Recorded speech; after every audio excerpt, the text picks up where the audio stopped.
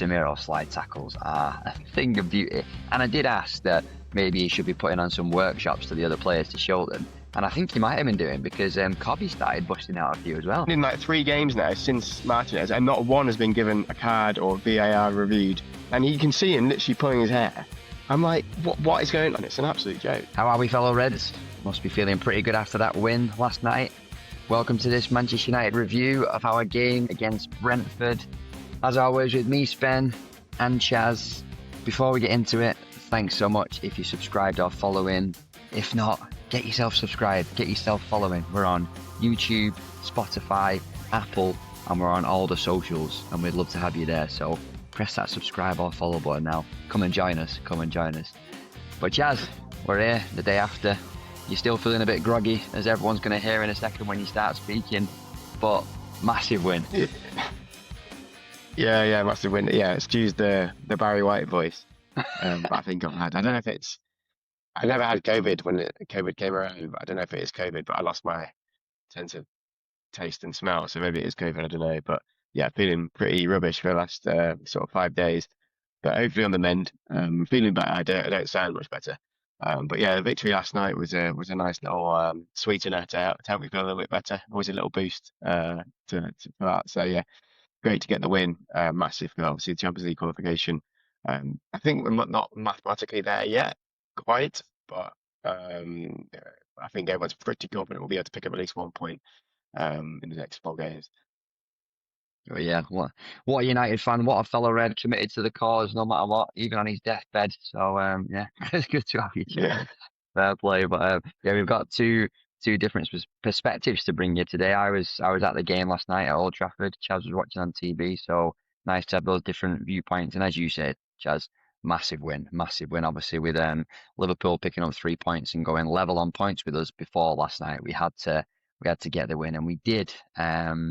And yeah, looking forward to get into it, because it was an entertaining one, and it probably could have been a crazy score. But before we do that, let's look at our predictions. And very annoyingly, almost, we forgot to place our bets. And shockingly, Yeah. for the first time, we were both pretty close. So you went 2-1, correct? You went a Sesko goal, correct? And then you said Bruno and Thiago, which was incorrect, but not far off at all there, Chaz. Pretty good, yeah. Pretty good. And then I'm tooting my own horn here, mate, but 2-1 again, me. I said Casemiro, tick. Sesko, tick. And then obviously I didn't want Brentford to score, but when Jensen scored, I was like, but if I'm honest, I was a little bit relieved, because if Thiago would have scored as well, I probably would have lost about 300 quid based on the last bets I've been putting on. He could have scored a few, to be fair.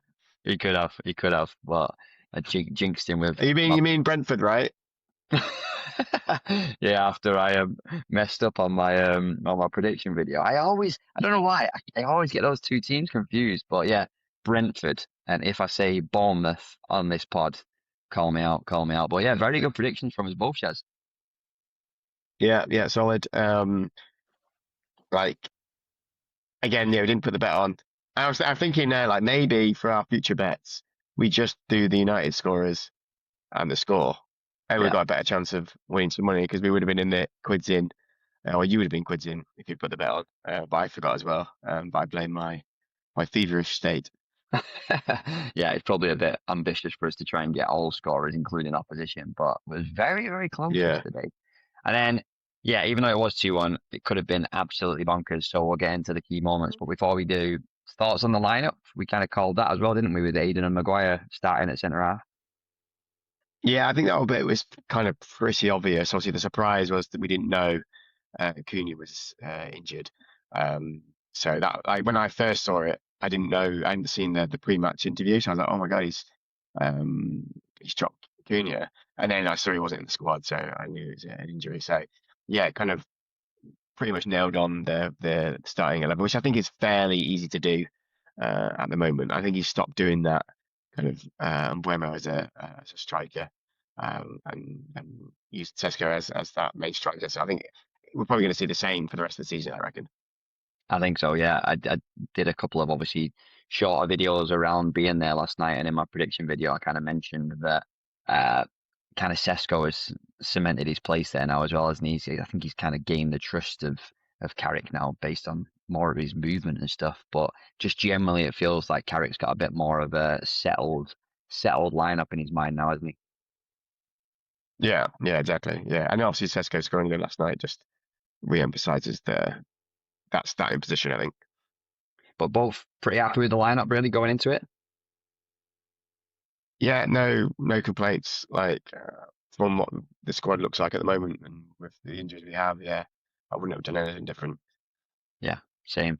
But I just say love seeing Cunha play, so I was a little bit gutted. But yeah, turned out to be a bit of a cracker, and straight from the off, getting into some of the moments, Chaz, we had that Kobbie dribble through on goal. Oh, What a piece of football! And then right, I still haven't seen it closely, but what's happened there? How's Ahmad missed that? so he's basically what he's tried to do. He's tried to bend it into the corner, and it was going in, but it's hit. I can't remember which defender it was. Hit their calf and just sent it slightly wide. So it's Ugh, just clipped it. But he still should have scored for me. Like yeah, like he still had quite a lot of the goal to go for. And I think maybe if he just kind of drilled it, like instead of trying to place it, then it was a goal. And I think he really needed that goal because it would have been such an amazing goal with that run from Kobbie. And also from Kobbie just not selfishly going for the shot, like seeing the opportunity and seeing up the easy opportunity for Amai to take it, and then obviously, yeah, that little deflection stopped it from being a wonderful goal. how excited were you watching that run on TV? Oh, it was so good, so good. I think to be fair, like the whole that like opening sort of 15 minutes, that's what we expected to see versus Leeds. And I was like really happy to see how we started, like creating so many chances, really good play. Kobbie and Cass and Bruno just like pulling strings. Ahmad playing really well at that point. Again, he's just not quite got that cutting edge for some reason. Like I think he's got 2 goals and 2 assists all season and all that. Yeah. So I don't know why he's kind of lacking that cutting edge, maybe AFCON or something like that. But you still see as a good player in there because he's doing the right thing. He's getting the positions. He's not giving up. But maybe that kind of that lack of finishing is maybe a confidence thing, and hopefully he'll get it back. Yeah, and it's quite normal in it for some players, unfortunately, to go through spells like this. And he scored some fantastic goals for us as well, so we know it's there. But we'll get onto Sesko's goal obviously later. But it's that composure, isn't it? How composed Sesko Yeah, was in front of goal versus Ahmad, and that comes with, I guess, confidence, doesn't it? And when it's not really happening for you, you're overthinking, you're tense, you want it more than anything, and then you end up, yeah, getting a bit unlucky. So, yeah, obviously I went for a corner, so I knew it had hit a defender, but it was literally right in front of me, attacking our yeah. end, and I was just gushing over the run from Kobbie, and then he went to Ahmed, and I kind of almost like started celebrating, and then I was in disbelief at the miss, but it wasn't to be. But yeah, like you say, we started well, and we also had that Maguire header, which was basically saved well on the line from Kelleher as well. I think Maguire actually Have you turned around seen looking for the watch. Have you seen it? No. How much of the ball was not over the line? It's like I don't know. Say it was like this much left of the ball to cross the line to be a Oh, goal. And even time, I mean, when they watched it, when I was watching on the replay, I was like, "That's a goal. How did they get that wrong?" Obviously, that technology doesn't get it wrong. So um, it wasn't, yeah, fully over the line, but it was, yeah, very very close. Great header and a great stop. Even Maguire said afterwards he was a bit disappointed with his connection on it. He's like, I should have got more power on it. So yeah, it was a great chance, but really good save from Keller. yeah, he's decent, isn't he, to be fair. Have you seen the chat between Andrews and Carragher on Sky where basically Andrews says you're not getting your keeper back because I think there's a bit of hype Oh really? around Kelleher at the moment because yeah he's decent to be fair. Um, but then sticking with headers, we had the main header in the business, Casemiro. What a goal that is, by the way. So ball in, Maguire nods it back, and that desire just to get above the players and get over it, and even score from that angle is ridiculous. Yeah, really really good. Like um, one of their players, I can't remember who it was, had a similar chance at the other end later on and Yeah. doesn't convert like Cass did. He's just so good in the air. I think is that 9 goals now in this season? in Some, Premier yeah, League it's goals, I think, close to that. Yeah, or maybe even 10. Um, I think most of them are probably headed goals. So yeah, he's amazing in the air, and like he's not short, but he's not like he's 6'5" or something like that. I think he's like 6 foot 6'1" or something. But he just seems to time everything like perfectly, and that's why he arrives at the right time, and he has that kind of desire and aggression to get on it, and he showed that again last night. yeah. Look, it's not fluke, is it? It's positioning, it's desire. It's technique as well. And as you said, from the amount he scored, you just got to take your hat off to him because it was just a great leap. And then obviously, kind of deservedly at that time, kind of 1-0 up. But then almost straight away, Brentford had some chances, didn't they? To be fair, and our man Lammens with some unbelievable saves. Yeah, I think basically after that goal, I don't know if it was just because it woke up Brentford or we started sitting back or a bit of a combination of the two, but it felt like I was again writing my notes. I was like, I'm just a bit like the Leeds game. I just kept writing stuff about Brentford, like chance after chance and great save from Lemons, and like yeah, he made some amazing saves, and I think we were lucky that Thiago had an off night because I think I actually read this morning that he didn't have a shot. So all those like clear cut chances he had, three or four of them, he didn't actually connect with them at any point with his own foot. Like That's Heaven got brilliant. away one of them. I think Shaw put him off with another one, and it kind of went across the goal. There's a Lemon save which was off Heaven, and yeah, like he didn't actually have a shot, but he was always in the right places. And that one where I don't know what happened, but they had so much space in the 6 yard box, and then Lemons obviously made an amazing save. But it's like I don't know what caused that, if it was a kind of defense switching off on midfield or just a bit of a transition. But there's a spell within that kind of post goal spell where they just kind of chance after chance and cutting through us, and it was yeah getting a bit worrying. It was a bit worrying. I mean, just on Thiago, do you think he's kind of hankering for a move to United, so he just refused to score at Old Trafford, maybe? Yeah, maybe that's it. Yeah, yeah. Fair But yeah, play. yeah, it was Cheers, Thiago. crazy. And obviously, this is the first half when Lammens was over at the Stretford end, so it was quite far away from my view. But some of the stuff I was seeing from a distance was just like, how has he saved that? And maybe a little better than he did on TV, but I was just couldn't believe like some of the No, saves he was pulling off. the Heaven one, I think it's probably the best one. Really, Because yeah, like that's the one where he kind of was diving to his right, but like had to get a strong hand on it up and over. I think that was probably the best one. The other one where it's almost like the one-on-one almost. That was obviously a really good save as well. But yeah, he was class. Even just kind of claiming balls and stuff again as well. With lots of crosses coming into it, especially towards the end.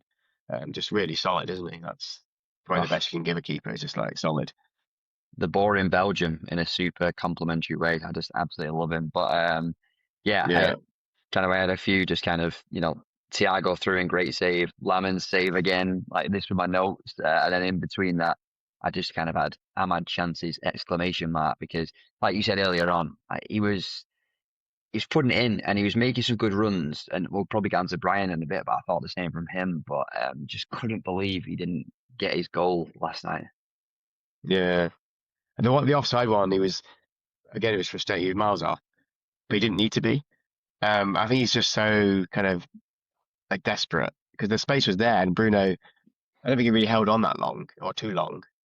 He was obviously Bruno's kind of showed it in the other goal. He's waiting for the right time for the defender to commit before he played the ball Yeah. through. But yeah, Ahmad just went a bit early. But nice finish, obviously off two posts and in. Yeah. Um, but yeah, it's not quite clicking for him at the moment. But again, that was a really nice goal if it would have stood. Yeah, and a little warm up for Bruno as well, maybe because a lovely little run, composure, and then a nice little diagonal ball through to Ahmad. Like I didn't see it on TV, so it's interesting to hear you say he should be on side. And I think that's a frustration I have with him at times. I think you're looking down the line, you can't be offside in them big moments. And then No, let's just cut to it then, almost very similar event but a goal from Sesko where he does hold the line, he does wait, and Bruno, I've watched that back a few times now, and he's just the man's magic. He's just running with the ball, scanning left to right. He's just got two yeah, defenders in front of him, just no idea what he's going to do. the obvious pass is to Mbuemo probably on the right, and he just waits for the defender to commit, pulls it left, and then to be fair, Sesko has work to do there and just shows the difference because he just steps inside really nicely, doesn't he? And a great finish. Yeah, yeah. I don't know if you were the same, but I was like screaming, like, give it to Mbeumo, give it to Mbeumo. Just that's the obvious pass. But that's probably the obvious pass probably wouldn't have worked. He probably would have got closed down quicker or something like that. But he just has that kind of quality to just kind of slow things down almost, even though he's running at pace. But in his head, everything's sort of slowed down. He's waiting for that. Because it was, even when I watched it again, it's like he's left it too late. But he kind of waits for that. I can't remember which defender it was, maybe the right back, just to take that extra step. And then he played it in, and that just allowed the space. And yeah, like you said, like Sesko's touch to touch it inside, and then the finish was quality. So yeah, we didn't deserve to be two up, I'd say, at half time, but it was a quality counter attack. Yeah. And what do we know, eh? Like I was definitely screaming Brian. And do you reckon there's anything in Yeah. Bruno's mind where he's got like a preference on who he wants to pass to for the goal, or do you reckon he's just purely thinking, what's the best opportunity? I reckon best opportunity. I think Yeah. I think because both of them are good finishers, so I don't think he's worried Yeah. about. Like if one was Sesko and the other one's Garnacho, you're going to go Sesko, right? Or one's Dallo, as we've seen for the rest of the season. Oh, He probably wouldn't pass it to the Dallo, but yeah, I think yeah, he just has that quality and that brain to think about. It was like that other one. Was it the one versus Arsenal as well? Yeah, I think it was the the one against breakaway. Arsenal. It was a similar sort of situation. Like, Yeah. yeah, that sort of counter attack where he slowed everything down and played the right ball. And again, I think that game as well, I was shouting to pass to whoever it was who didn't score. Yeah. And it was the right thing to do again. So it's like he's better at football than me. I don't know. Turns out Bruno knows it. Just a thing of beauty, isn't it? Watching the conductor and the composer Bruno just running through, just got the whole game at his mercy and just making such smart decisions. What a footballer! Yeah. I'm not even apologizing for just raving about him again because he's just a joy. But yeah, as you said, lucky with the Brentford chances to go in 2-0 up, but was pretty happy at half time. Yeah, 100%. Like I was a bit concerned that we were giving up so many chances. And obviously we'll get to the changes. But yeah, I think Shaw was on a yellow card, so I was a bit concerned about that. Because I can't remember, I'll butcher his name, but Watford was giving him a tough time. So I was getting a bit Yeah. concerned about a red card possibility. Then I actually heard that Shaw's only had like one red card in his whole United career, which shocked me. So he's pretty good when he is on the yellow, at just kind of keeping things tight and staying on and not having to be subbed off because he's not like a rash player, really. So that's the change I thought was going to happen. But yeah, the changes he did make kind of shocked me at the time. But obviously post game now, I'm like, well, it's actually a really good kind of tactical decision that he made, and I think that was really good to see because there's been a bit of kind of chatter about no plan B or no tactical changes in game. And I think he showed a really big one at half time and a brave one. Yeah. Because he saw Brentford were basically overrunning us, weren't they? So he just kind of made that change. And yeah, I think it made for a less entertaining second half, but a more kind of, it made sense because I think Brentford were on the up, even though we'd scored that second goal late on. Well, yeah, and just before the change, if you're thinking about the first half, and there was some vulnerability there from us in terms of it did feel that Brentford were kind of cutting through. Where, from your perspective, was that happening? Was it kind of Harry Maguire, Aiden kind of issue? Was it from midfield? Because I thought Kobbie and Cass had quite a good game. Where were they kind of getting to us? It was down the wings, I would say. So we were getting at kind of Dallow and Shaw with at pace. I don't think Heaven and Maguire didn't have like a bad game or anything.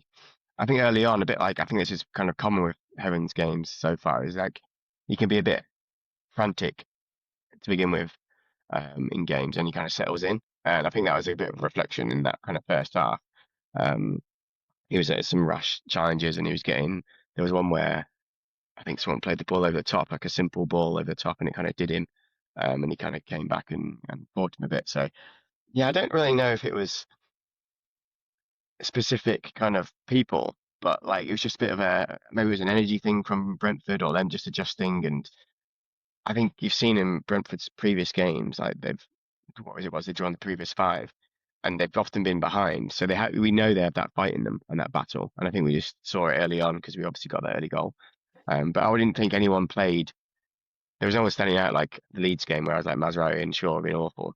I thought everyone will get to kind of good players later on, but I didn't think anyone was having a howler that was causing this. I think it was just Brentford are a decent team, and we're playing well, and maybe we just sitting in the back a bit too much after that first goal winning. Yeah, fair play. And like you say, then the change came. Fair play to Carrick and team. Obviously, as you mentioned, kind of I saw Mazraoui and I messaged you kind of come out early and was warming up, and I also just naturally thought, oh, it's Dalot or maybe Dalot knock or Shaw knock or maybe the Shaw yellow card. But no, it was for Yeah, Ahmad. So it was interesting to see him make such a big change like that. Kind of wonder how it's left Ahmad feeling after missing some chances, but you've got to make those calls, right? And it showed that Carrick's not scared to do that. yeah. I don't think it was like an Ahmad performance thing. It was just like a No. purely tactical. Ahmad, you've not played badly. We just need to change the shape to match what Brentford are doing. So yeah, I was like, we, it made for a more boring second half, but I think that's what we needed. Otherwise, it could have been 7-5 or something like that. Easily. Yeah. No, and it's a fair point on Ahmad, and yeah, he's kind of stated that it was purely tactical. But I guess there is a question because could have taken Bryant off, right? Maybe instead of Ahmad. So that was an option. But actually, then one of my notes essentially was just a lot of good runs from Bryant, and he's really after it, innit? And he was, he went through on goal at one point, just a heavy touch, and it's just not really happening Yeah, for him yet. But you can't knock his desire and his work rate, really, can you?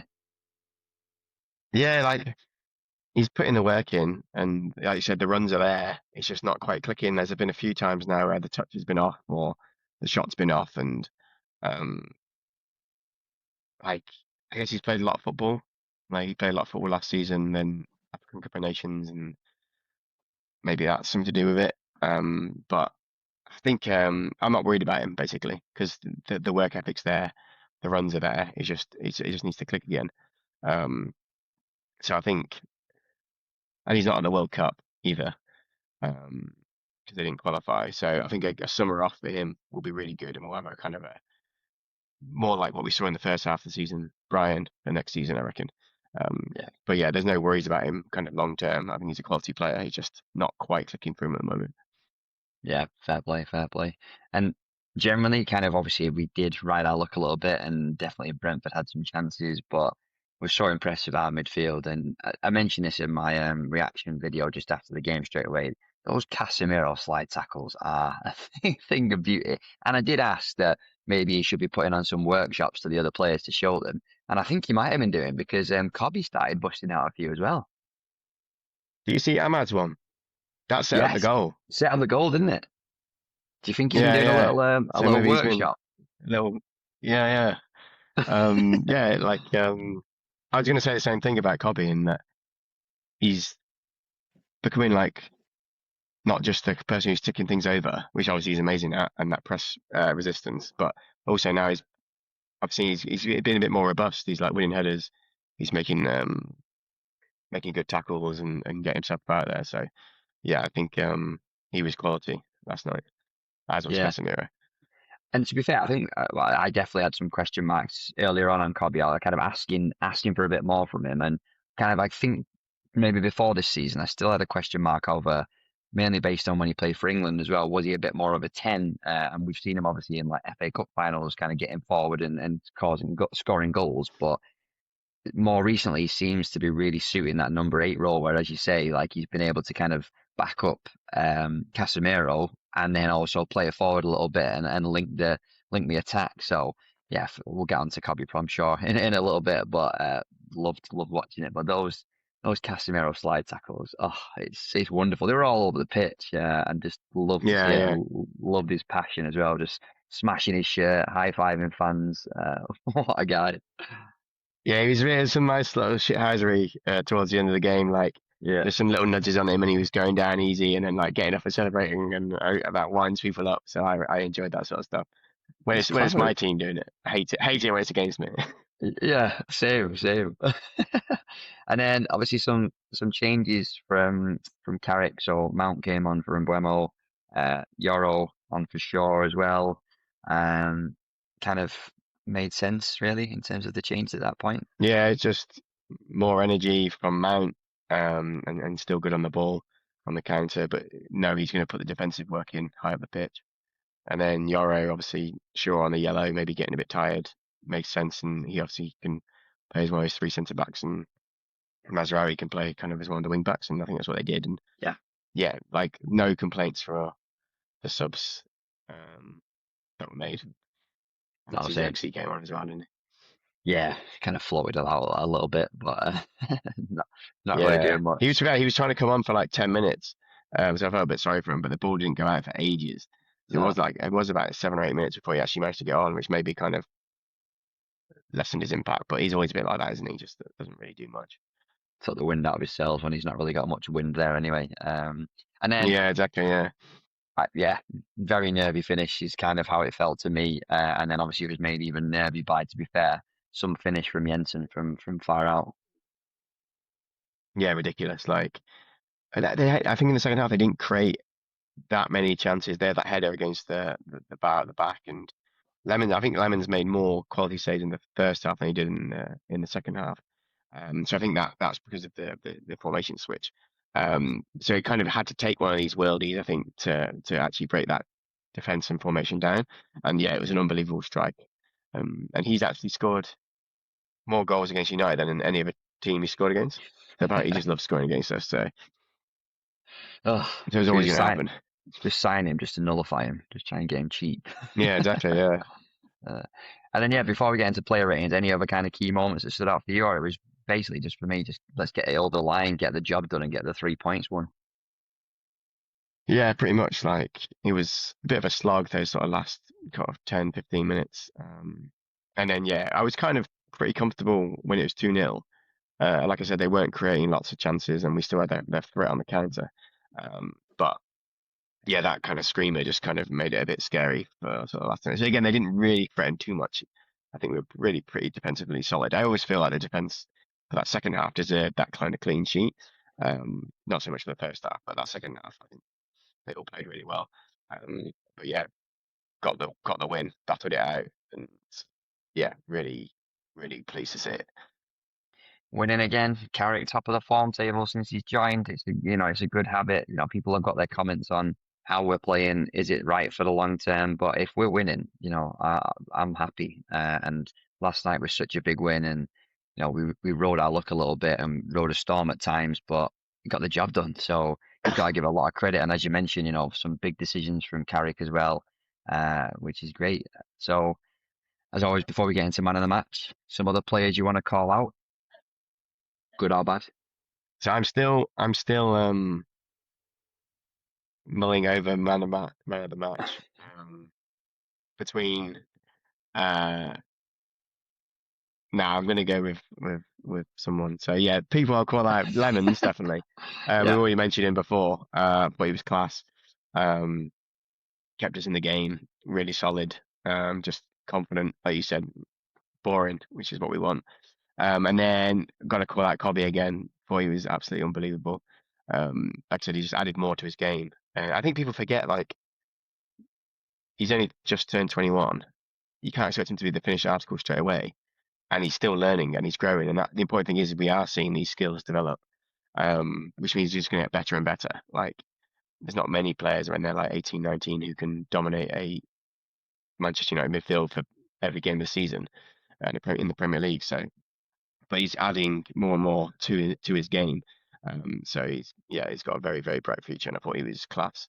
I think that maybe was that his best game for us this season, probably, He was good um, against Chelsea, wasn't he, as or well? close to. Yeah, yeah, yeah. Um, but yeah, I just was really impressed, and mainly down to his the combativeness more than anything. I think is just the way he's getting himself, putting himself about there.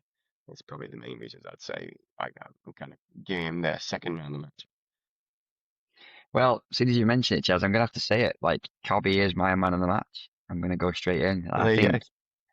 I think I do worry sometimes it's about me taking some players for granted. So I kind of said Bruno just as always, and I think he was just his great self. But I think other players stepped up around him yesterday as well, which is great to see.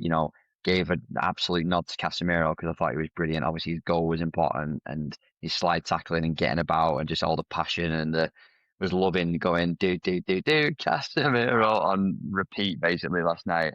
And then yeah, had to shout out Lammens because just some worldy saves, and it's beautiful that we're kind of taking him for granted already when he's just, he's just joined, he's young, but wow, I just hope he can stay injury free and he can just become a great for United because I absolutely love him. And then, yeah, you mentioned him, but I just absolutely adored watching Kobbie last night, from the first few minutes where he did that crazy run and then I just loved how much he was about and just getting into tackles, little clever touches on the ball. At one point, he's going up. I don't know if you remember this, but it's him and Thiago. Thiago's kind of chasing him back, and he's a big fella, right? And you're thinking, oh, he's going to have Kobbie here. Yeah, Just as his little sidestep, a little step over, just gets past him, and I was just straight off my seat. I was like, what, what a yeah, player! It just makes you literally think, what was going on with Amarin? Literally, what was he no even madness. does he know anything about football after kind of getting that guy? Because some of the stuff Kobbie must pull out in training. And don't get me wrong, he had his moments where when he did get a chance at United, which is few and far between under Amarin, he didn't really always step up. But you've got to just help a player like that. And I think Carrick's just what a job him and the team have done with him. So yeah, that's my little Kobbie Yeah, gush. But he was absolutely the man of the match for me. What about you? yeah. Well, mine is Casemiro. Fair. Um, just again, you basically nailed it already. Just the way he was putting himself out there, the slide tackles, obviously the goal, and he keeps popping up with those important goals. Like if we didn't have his goals this season, we wouldn't be third. Yeah, Um, so yeah, I just thought he was class and the passion he was showing and like kissing the badge and like you said before, like clapping his hands and high fiving people in the crowd. And I think he was even left some tears shed yeah. at the end of the game apparently. So yeah, just love it how much he loves the club as well. So yeah, I thought he was class. I can't argue that. He did. Clasinero. Yeah, he just Casemiro. Oh, that nearly escaped me. That very good, very good. Oh, He just stuck gets that it, one doesn't in. he? He gets it. He just gets Man United, and he's just clever because he's got all the fans on side now as well. And I just hope he can have an amazing end to the season because yeah, he's been on fire. All right, thoughts on Brentford quickly. What do you think of them? Uh, decent. Like, um, where are they? They're like mid-table, ninth in the table. But like you said, they've drawn 5 games, last 5 games. So any of them turned into a win or two, they're probably right behind us. So um, yeah, I think they're quality. Like I think we said in the preview, they lost their top goal scorers from last season, and I think their main midfielder. So for Andrews to have kind of turn this squad into one that's so competitive and plays good football, and yeah, I was impressed with them to be fair. I couldn't agree more. Yeah, and the job Andrews is doing as well. Like people are going to be looking at him, I think, because he's got quite a good way about him as well as a manager, and he's got them playing, and as you said, maybe a bit vulnerable to start with, but they've got a really good desire to come back. And luckily for us, they didn't take the chances last night, but that's going to change, isn't it? And they're going to end up rolling some Yeah, teams probably. So if they can just improve, that in front of goal, I think they're a really good outfit. And fair play to them to be so high up the table. You just wouldn't think that for Brentford, would you? yeah, exactly. Yeah, But back on us, so positives to take away really. Then we're winning. Sesko yeah, scoring, another which win. is great. Anything else for you? Uh, I think again they weren't like slow the whole time, but we're not talking about Heaven and Maguire, which I think is a good thing. Like especially when you got like a new partnership and one so young. Um, I think he's done really well in the couple of games he's come in. So um, I like it that we're not having to talk about him. So that's a positive for me. And Lammens obviously being signed, we mentioned that already. Yeah, just having the points on the board, like I think it'd be stupid, and probably pundits are probably like saying, "Oh, we're not dominating games enough." he's an interim manager. He's only been with the squad for whatever it is now, 15 games or 14 games. No preseason. None of them are his players. Like, just accept that he's doing really well. We're winning most of the games. We got ourselves a third. Like, no way would anyone who said that Michael Carrick will get us to third, or any manager probably coming in would be able to get us to third. So, like, people are being overly critical because he's doing so well.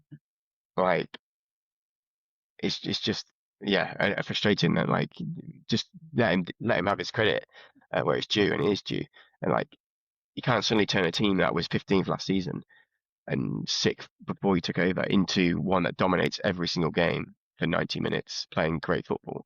The good thing is we do play good football. It's just in smaller spells at times.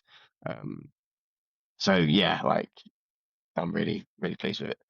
Saying, like you said, just with more time and, maybe a transfer window under his belt as well to make some additions, who knows what can happen. But you look at the form table since he joined, and, you know, we said this in a previous pod, the Premier League is hard, and look at some of the other results. That Yeah, shows you all you need to know. Like, the amount of winning he's doing is super impressive. And yeah, I keep saying people like Goldbridge, complaining and saying, yeah, but why does he always have to be a but? I think we're being smart. We're waiting to not just give him the job straight away, but at the minute, he's just doing a very, very good job. And like you say, it's amazing that we're in third. It's amazing that we keep winning, and we are playing really well, admittedly, in spells, and there's things to improve. But yeah, I'm happy. But on on the flip side, Chaz, anything that is kind of worrying you, or like any negatives that you see?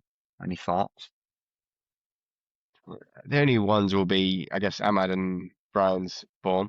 Um, like I said, they're doing the right stuff, getting the right, getting the chances, or they're creating the chances. They're just not executing to their level. So I'd probably say they're the main ones, and obviously the other ones is obviously squad depth. So I don't know, not such a worry anymore because of the where we are in the league in terms of football is basically secured. But like, if Casemiro or Kobbie were to get injured, um, then I think the whole team would fall apart.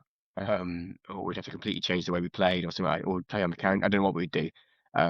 So that's not a reflection on anything Carrick's doing. That's just a reflection of the squad depth and quality. Um, but yeah, other than that, like, no real negatives other than, yeah, some the form of Ahmad and Brian. How about you? Well, just on that, I agree with you on the Ahmed and Bry point. That's the one that kind of sticks out. Just a thought.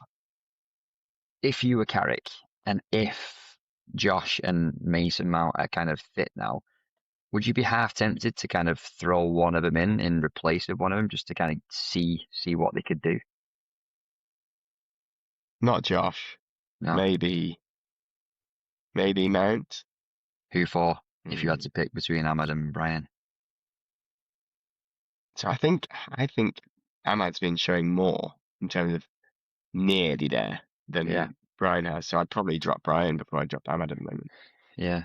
Yeah, that's the only thing I was kind of thinking. It's yeah, and not even necessarily a case of dropping the player, but it's almost like I do think we've signed Brian. He's got loads of potential, and I really can see him coming good. But it must, when you've got a player like Mount on the bench, is it worth just trying something a little bit different if kind of Cunha's injured as well, just to see what he could do with that? Like I say, we probably can't really Yeah, experiment too much when we've got a really challenging running. But especially on Sunday. yeah, oh yeah, definitely. But Yeah, having said that, is Mason Mount a good player for Sunday because he just offers a bit more, defensive capability and stuff as well, and like getting him stuck in. yeah, true. But we'll save that for a big Save that for the preview. Yeah. the big one, Chaz, a big juicy preview coming for Sunday. I'm gonna actually be down south watching that with my in-laws who are all Southern Our and all Liverpool fans. Liverpool fans. Oh, it's disgusting. But so yeah, pray for me for that game. But we'll get into it in more detail in the preview. All right.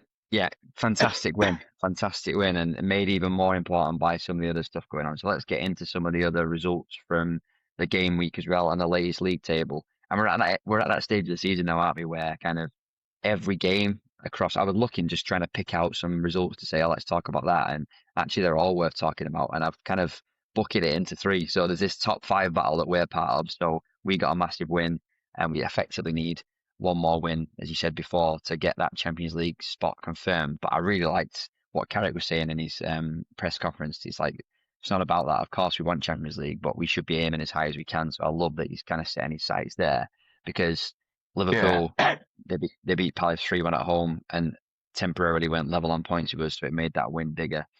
Fantastically, Villa lost 1-0 away at Fulham, which was brilliant for us. And also Chelsea got, obviously, as we mentioned before, slapped 3-0 at Brighton. But they were great results for our top top four approach, weren't they? Yeah, I think you have to stop talking about Chelsea now. You need to be talking about Brighton, don't you?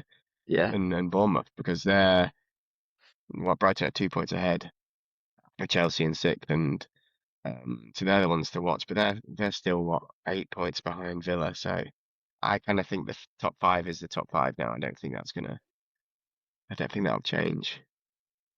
It'd have to be a fall, wouldn't it? Like, obviously Villa have been slipping up, but surely they're not going to drop out of that now, are they?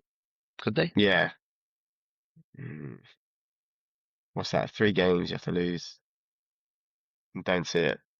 Same, same. Yeah, it looks pretty cut and Yeah, dry now. I think it's set now. Yeah. But I really, really want us to hold on to this third position. We've had it for so long, and I just want us to finish as high as we possibly can. Yeah, 100%. I think you just, even for confidence next season, just being like the best of the rest. Yeah. Well, let's talk about those two annoyingly. So obviously the title race still goes on. City beat Burnley 1-0 away. Um, and then Arsenal obviously managed to beat Newcastle 1-0 at home.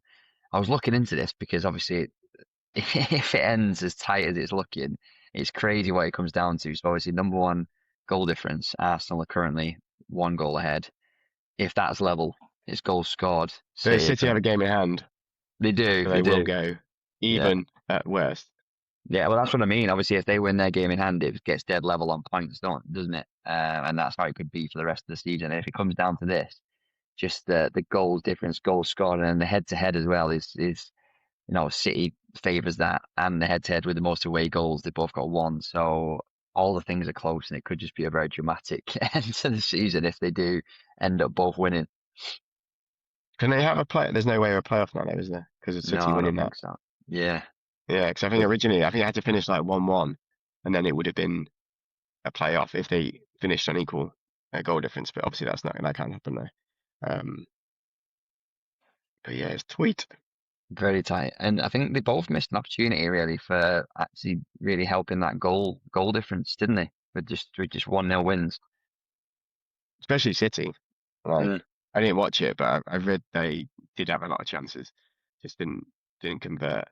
Um, but Arsenal can't see them smashing anyone at the moment. Like, I think they're so nervous. It's going to be 1-0s, 2-1s, like really tight games for the rest of the season. And that's why I genuinely think City might win it on goal difference. Just based on that, the fact that they'll probably be a bit more, they'll go for Ruthless, it a bit yeah. more. Yeah. And then we always like to touch on the relegation battle, so it was a bit bonkers. So Forest battered Sunderland 5-0 away from home, taking them to 39 points. Did not expect that, did you? I did because I put 2 Sunderland defenders in my fantasy football team, so that'll be why that happened. Chaz. I actually I put Gibbs White in, so I was pretty happy with that. Yeah, annoying. That is a great fantasy football move from you. Can you put more Liverpool players in your team, please? Or have you got 3 already? Yeah. Yeah, I haven't got brilliant. any. Yeah, get them in, chuck them in this week so we can do a bit more sabotage. And then, yeah, between West Ham and Spurs, it looks like it's going to be obviously between one of them. Spurs win Yeah, 1-0 away at Wolves, and then West Ham with that 90-second winner against Everton. yeah. I don't know. I've not seen who's got the harder run in. I'm pretty sure West Ham have City. I think Spurs maybe have a slightly easier run in, but I don't think either of them are confident. Like, I don't know. I still think Spurs are going to go down. I just think West Ham have got more about them. Yeah, but you are right. Well, I mean, West Ham's run is tough. They've got Brentford away next. They've got Arsenal at home, and they've got Newcastle away, and then they've got Leeds at home. Hmm. So it's tough, isn't it? That is tough, yeah. Yeah, so yeah, it's going to really go down to the wire. But just these last-minute goals against Spurs, and then they've got Xavi Simons as well, who's unfortunately never like to see this, but out of He's the done his World Cup as well. ACL. Yeah, horrible, Yeah, Wounda. horrible. They But have yeah, they've had got horrendous injury record this year. they have, but we're not As giving you them know, excuses. last 2 years, but you got to, but almost got to think now at some point, like you got maybe got to look at your training medical staff. Like if you got 2 years of like basically like a whole squad of players actually injured, like long-term injuries, and what are you doing to them? I Yeah, mean, it can't all be luck. yeah. No, exactly. So it's going to be tight. Spurs on 34 points, West Ham on 36 with those run-ins. Obviously, Spurs have still got Chelsea to play at Stamford Bridge as well, who are going to be desperate to send them down. So watch this space. All these matches happening all over the Premier League are super interesting, and let's hope, just more importantly than anything, we Yeah, can get our games won and we can get that third spot secured. But yeah, let's leave it there, Chaz. Ahead of a very, I very got one juicy thing to one. say. Oh, go on. It's a bit of an annoyance. I don't know if you saw it, but in the Leeds Chelsea game, Calvert-Lewin pulled Cucurella's hair. Yeah, how did I not And mention it? it's happened in like 3 games now since Martinez, and not one has been given a card or VAR reviewed. And you can see him literally pulling his hair. I'm like, what is going on? This is the most annoying thing with the referee, what they call PGMOL or whatever it's called. Just the consistency. Like literally, there's been 3 cases, exactly the same cases, probably more severe pulls since, and not one has been given a foul. Not one has been given a red card, and he's still serving another game left of his 3-match ban. It's an absolute Yeah, joke. it's a shambles because how do you? Is there like an ometer now for how much you pull it or something? It's ridiculous. It's like Yeah, you but it's the pull same ref hair. as well, I think. Yeah. Joke. Okay, that was it. No. But I can't believe I forgot about it. I think I got just excited on the result last night, but it is a shambles. It's an absolute shambles because Yeah, that is so obvious to make it consistent. How can it not be consistent? Like, what are they playing at? Like, and then, like you say, to yeah, uphold a ban of 3 games is a joke. And now we're without one of our main central defenders. It's completely ridiculous. So yeah, thanks for reminding me, Chaz. It's an absolute joke. yeah, yeah, yeah, Against United, as always, yeah, it's a farce. yeah. It's a farce. But yeah, good reminder. Good Right, you can reminder. close out the show now. Right, I'm leaving the noise now. But no, let's get excited ahead of a massive one on Sunday against Liverpool. Me and Chaz will be back with a preview about that later in the week. So I'm excited to discuss that and get ready for that. But what do you guys think? What did you make of last night? And then what did you make of the rest of the results as well? Let us know in the comments. As always, please support the channel. Drop us a like, subscribe, follow on all the platforms. We'd love to have you. And a massive thanks, as always, for watching and listening. And we will both catch you in the next one.